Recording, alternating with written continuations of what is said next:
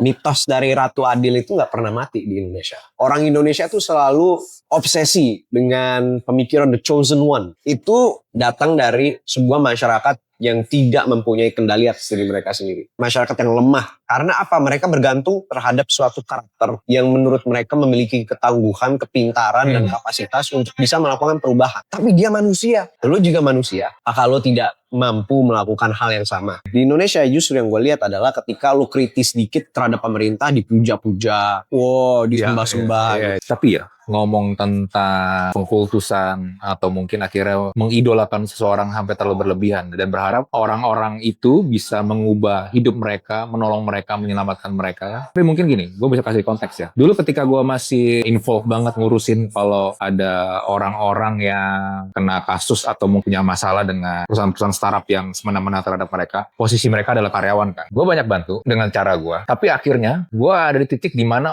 orang-orang itu benar-benar terlalu dikit-dikit gitu. Kayak tadi lu bilang, ada perusahaan ini, bosnya begini, tolong dong di ini. Tapi kalau lu lihat lagi ya sebenarnya, kebanyakan case itu memang personal aja. Lu gak suka sama dia. Tapi lu tuh pengen supaya orang ini tuh disikat, diramein, supaya orang ini bisa tersingkir. Dan karena dia gak berdaya, mungkin karena posisinya yang di bawah, dan dia juga gak punya power, atau mungkin takut juga buat ngomong, takut juga nongol. Akhirnya dia pengen ada orang lain yang ngebersihin sampah-sampah itu. Nah kalau gak gini deh, kasus lain. Berapa kali kan ada penipuan startup kan, scam. Duitnya gak bisa balik. Atau mungkin penipuan investasi. Mereka tuh pengen dibantuin tau gak gimana? Dari A sampai Z sampai duitnya balik kan anjing.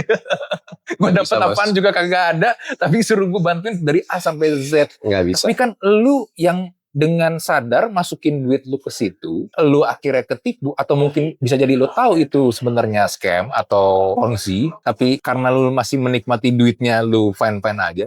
Ketika scam, lu butuh orang lain buat bantuin. Tapi mereka sendiri nggak mau memperjuangkan duit mereka biar bisa balik. Seminimal lu kumpul rame-rame, lu patungan buat bayar lawyer supaya ini bisa maju ke persidangan. Nah itu kadang ya, gue ngeliat nggak mau usaha buat hidup mereka sendiri dan pengennya terima beres. Gak ada konsep independence. Makanya gue selalu bilang ya, orang Indonesia nih harus tahu rasanya kalau misalkan mereka itu tidak mempunyai negara di sisi mereka. Ya maksudnya kayak gimana? Kayak gimana tuh bahasanya? Hidup seperti minoritas.